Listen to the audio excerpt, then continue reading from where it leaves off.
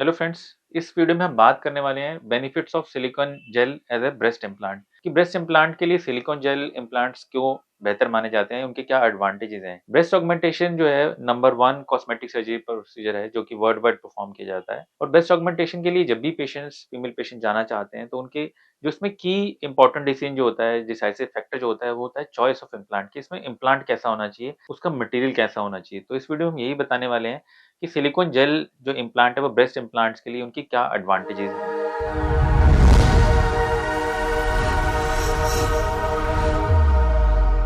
मेरा नाम डॉक्टर हितेश आनंद है। मैं एक प्लास्टिक और कॉस्मेटिक सर्जन हूँ और दिल्ली और एनसीआर रीजन के अंदर प्रैक्टिस करता हूँ। फ्रेंड्स, सबसे पहले मैंने बताने वाला हूँ कि what is a silicon breast implant कि सिलिकॉन ब्रेस्ट इम्प्लांट होता क्या है। ब्रेस्ट इम्प्लांट जिनका जो आउटर कोटिंग जो है वो सिलिकॉन से बना होता है और उनके अंदर एक cohesive gel silicone gel filled होता है, उस तरह के सभी इम्प्लांट्स को हम सिलिकॉन जेल इम्प्लांट्स कहते हैं। ये इम्प्लांट्स बहुत ब्रेस्ट ऑगमेंटेशन के लिए सबसे ज्यादा फेमस है वर्ल्ड वाइड, क्योंकि इनका नेचुरल जो टेक्सचर है, जो इनका फील जो है वो नॉर्मल ब्रेस्ट की तरह ही फील होता है। फ्रेंड्स, बहुत सारे पेशेंट ये भी जानना चाहते हैं कि what are the advantages of silicone gel breast implants की सिलिकॉन जेल ब्रेस्ट इम्प्लांट्स की अपनी क्या एडवांटेजेस हैं जो कि वो नॉर्मल जो सलाइन इम्प्लांट्स होते हैं उससे वो कैसे सुपीरियर पाए जाते हैं। तो सबसे पहले इंपॉर्टेंट जो इसका एडवांटेज है वो है उनका नेचुरल लुक एंड फील। जो सिलिकॉन जेल इम्प्लांट्स हैं उनका जो टेक्सचर जो होता है, जो उनका जो लुक जो होता है, जो उनका अपीयरेंस होता है वो नॉर्मल ब्रेस्ट टिश्यू की तरह ही होता है। साथ ही साथ जो उनकी जो कंसिस्टेंसी के बारे में बात की जाए तो जो उनका जो सॉफ्टनेस जो होती है वो भी नॉर्मल ब्रेस्ट की तरह पाई जाती है। प्लस जो उनका जो मूवमेंट्स ऑफ जो इम्प्लांट है वो भी एक नेचुरल ब्रेस्ट टिश्यू की तरह ही उसका मूवमेंट होता है। तो वो उसको एक एस्थेटिकली एक बहुत बेटर एडवांटेज प्रोवाइड करता है अगर हम बात करें उसको किसी और इम्प्लांट से कंपेयर करने के बारे में। और साथ ही साथ उसके अंदर चांसेस ऑफ रिपलिंग और रिंकलिंग के चांसेस भी बहुत कम होते हैं। ये रिपलिंग और रिंकलिंग जो है अगर ब्रेस्ट इम्प्लांट किसी भी पेशेंट के अंदर डाला जाता है, स्पेशली उन पेशेंट में बहुत इंपॉर्टेंट है जो बहुत थिन पेशेंट्स हैं, जो उनका अपना नॉर्मल ब्रेस्ट टिश्यू नहीं है। उन पेशेंट के अंदर अगर हम कोई ब्रेस्ट इम्प्लांट डालते हैं तो वो नॉर्मल रिपलिंग और रिंकलिंग प्रोवाइड कर सकता है। बट सिलिकॉन जेल इम्प्लांट एक ऐसा इम्प्लांट है जिसके अंदर एक आउटर कोटिंग होती है सिलिकॉन जेल की, थिकर कोटिंग, और साथ ही साथ एक कोहेसिव जेल फिल्ड होता है जो कि उस अपनी शेप को मेंटेन करके रखता है। कोहेसिव जेल का मतलब क्या है कि वो जेल इतनी तरह से कोहेसिवली प्लेस्ड है उसके अंदर कि अगर आप ब्रेस्ट इम्प्लांट को कट भी करते हैं तो वो जेल जो वो बाहर नहीं निकलता, वो अपनी शेप को मेंटेन करता है। इस कोहेसिव जेल इम्प्लांट होने की प्रॉपर्टी होने के कारण ही सिलिकॉन जेल इम्प्लांट जो है वो ये सब अपने जो एडवांटेज हैं वो प्रोवाइड कर पाते हैं। मतलब वो सॉफ्टनेस दे पाते हैं, नेचुरली दे पाते हैं, उनकी मूवमेंट नेचुरल होती है, लेस चांस ऑफ रिपलिंग होता है। साथ ही साथ इन पेशेंट के अंदर less chance of capsular contracture भी होता है। कैप्सुलर कॉन्ट्रैक्चर एक तरह की नॉर्मल पोटेंशियल कॉम्प्लिकेशन है कि जब भी ब्रेस्ट इम्प्लांट किसी पेशेंट में बहुत लंबे समय के लिए डाला जाता है तो कुछ पेशेंट में वो इम्प्लांट के अराउंड एक स्कार टिश्यू फॉर्मेशन कर सकता है, जिसके कारण से आपका इम्प्लांट थोड़ा हार्ड फील हो सकता है, डिस्टॉर्टेड हो सकता है। बट जितनी भी स्टडीज हुई हैं वो ये प्रूव करते हैं कि इन सब के अंदर जो सिलिकॉन जेल इम्प्लांट्स हैं उसमें कैप्सुलर कॉन्ट्रैक्चर के चांसेस जो है वो सबसे कम पाए जाते हैं। तो इसलिए भी सिलिकॉन जेल इम्प्लांट का एक अपर हैंड है दूसरी तरह के इम्प्लांट्स के ऊपर। साथ ही साथ अगर हम सिलिकॉन जेल के ड्यूरेबिलिटी के बारे में बात करें तो सिलिकॉन जेल जो है बहुत ड्यूरेबल माना जाता है। इसको जितना भी अग्रेसिवली अगर सिलिकॉन जेल को इम्प्लांट को हैंडल किया जाए, इसके चांसेस जो है वो डिफ्लेशन के, रप्चर के बहुत ही कम पाए जाते हैं अगर इसको दूसरे इम्प्लांट के साथ कंपेयर किया जाए। प्लस साथ ही साथ हम जब भी हम सिलिकॉन जेल इम्प्लांट्स के बारे में सेफ्टी प्रोफाइल के बारे में बात करते हैं तो इस सिलिकॉन जेल इम्प्लांट्स का सेफ्टी प्रोफाइल बहुत इंप्रूव्ड सेफ्टी प्रोफाइल है, क्योंकि सिलिकॉन जेल इम्प्लांट्स के ऊपर बहुत सारी एक्सटेंसिव स्टडी हुई है, एक्सटेंसिव रिसर्च हो रखी है और ये सभी प्रूव करते हैं कि ये इनका सेफ्टी प्रोफाइल बहुत अच्छा है। इसीलिए जो सिलिकॉन जेल इम्प्लांट्स है एक्सटेंसिव स्क्रूटनी के बाद ही इसको यूएस एफडीए अप्रूव किया गया, मतलब United states food drug and administration ने इसको अप्रूव किया है कि आप इसमें आप सेफली इस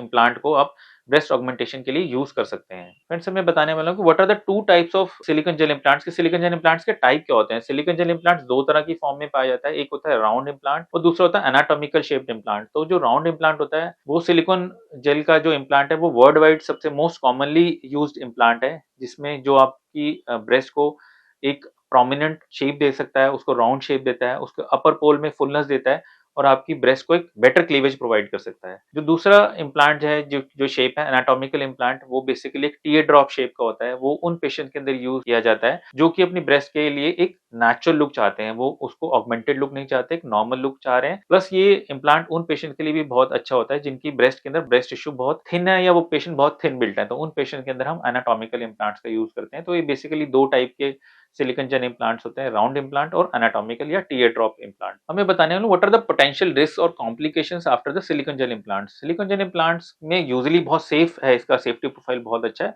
बट इसमें कुछ कुछ चीजों के लिए आपको मॉनिटरिंग वगैरह की रिक्वायरमेंट रहती है। सबसे पहले जब भी आप सिलिकॉन जेल इम्प्लांट किसी भी पेशेंट के अंदर डालते हैं तो हम एज ए प्लास्टिक सर्जन हम पेशेंट को रिकमेंड करते हैं कि वो एनुअली बेसिस के ऊपर अपने प्लास्टिशियन से मिलें और उसको उनके ब्रेस्ट का अपने एग्जामिन कराएं, ताकि कोई भी अगर उसमें कुछ प्रॉब्लम होती है, जैसे कि कैप्सुलर कॉन्ट्रैक्चर अगर हो रहा है या उसमें कोई भी लीकेज का इशू हो रहा है, तो वो उसको मॉनिटर करते वक्त हम इजीली उसको डिटेक्ट कर पाएं और अगर उसको रिप्लेसमेंट की रिक्वायरमेंट रही तो जल्दी एक्शन ले पाएं। ये प्रॉब्लम्स बहुत रेयर होती हैं, बट फिर भी क्योंकि एक इम्प्लांट एक फॉरेन मटेरियल है, हम पेशेंट्स को रिकमेंड करते हैं कि एटलीस्ट आप वंस अ ईयर जो है अपने प्लास्टिक सर्जन से जरूर मिलें, ताकि वो आपको ब्रेस्ट को एग्जामिन कर पाएं और अगर भी कुछ भी उसमें अबनॉर्मल जैसा दिख रहा है, उनको पता चल रहा है, तो आपको वो कन्वे कर पाएं। दूसरा जो प्रॉब्लम जो है जो ब्रेस्ट इम्प्लांट के साथ हो सकता है कि वो इम्प्लांट रप्चर हो सकता है या डिस्टॉर्ट हो सकता है। ऑल्दो सिलिकॉन जेल इम्प्लांट के साथ इम्प्लांट रप्चर होने के चांसेस बहुत ही रेयर होते हैं, क्योंकि सिलिकॉन जेल इम्प्लांट के अंदर जो भी जेल होता है वो एक कोहेसिव जेल होता है, मतलब वो जेल अपनी शेप को मेंटेन करता है। अगर वो रप्चर भी होता है तो वो जेल आपकी ब्रेस्ट टिश्यू के अंदर स्प्रेड नहीं करेगा, वो एक ही जगह पे रोके रहेगा। फिर भी हम पेशेंट्स को रिकमेंड करते हैं कि आप इस इम्प्लांट रप्चर के लिए आप अपने प्लास्टिक सर्जन से मिलते रहें, यूजुअली मिलें उसे लगभग 1 या 2 साल के अंदर एक बारी आप देख लें, और आपको आउट ऑफ द एब्नॉर्मल अगर कोई भी आपके ब्रेस्ट में सेंसेशन लगती है, तो इमीडिएटली अपने प्लास्टिक सर्जन से कॉन्टैक्ट करें और उसके अकॉर्डिंगली वो जैसा भी आपको एडवाइस करते हैं वैसा आप डिसीजन ले सकते हैं।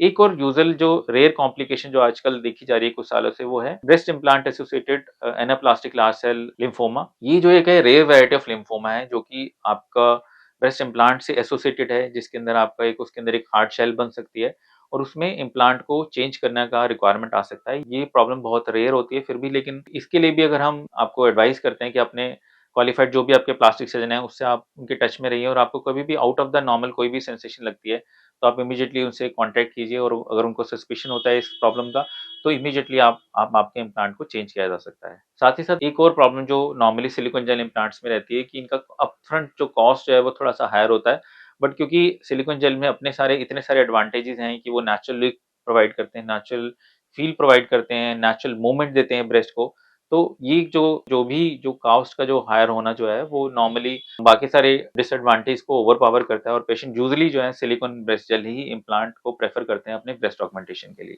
फ्रेंड्स, अगर हम सिलिकॉन ब्रेस्ट इम्प्लांट्स का रिकवरी पीरियड के बारे में बात करते हैं, तो ये रिकवरी पीरियड नॉर्मल किसी भी तरह की जो ब्रेस्ट ऑगमेंटेशन की जाती है उसी की तरह से रिकवरी होती है। पेशेंट को उस समय के लिए हल्का माइल्ड पेन रह सकता है, थोड़ा स्वेलिंग होती है, थोड़ा ब्रूजिंग हो सकती है, कुछ अबनॉर्मल सेंसेशन होती है, बट ये सभी के सभी जो है नॉर्मल हीलिंग रिस्पॉन्स है, और ये over a period of next few weeks to few months जो ये सेटल हो जाते हैं, और आप अपने सिलिकॉन ब्रेस्ट इम्प्लांट्स के जितने भी एडवांटेजेस हैं आप उनको ले सकते हैं। तो फ्रेंड्स, ये था इस वीडियो के बारे में जिसमें मैंने बताया कि silicone gel implants as a breast implants क्यों प्रेफर किए जाते हैं या क्या उनके एडवांटेजेस हैं। अगर आपको वीडियो पसंद आया तो आप इस वीडियो को लाइक कर सकते हैं, आप हमारे यूट्यूब चैनल को सब्सक्राइब कर सकते हैं। हमारे यूट्यूब चैनल पे ब्रेस्ट सर्जरी से रिलेटेड काफ़ी सारी वीडियोस दी गई हैं, आप उन्हें देख सकते हैं, और आपको फिर भी कोई डाउट लगता है तो आप नीचे दिए गए नंबर पे हमसे कनेक्ट कर सकते हैं, हम आपके डाउट का आंसर कर देंगे। Thank you friends.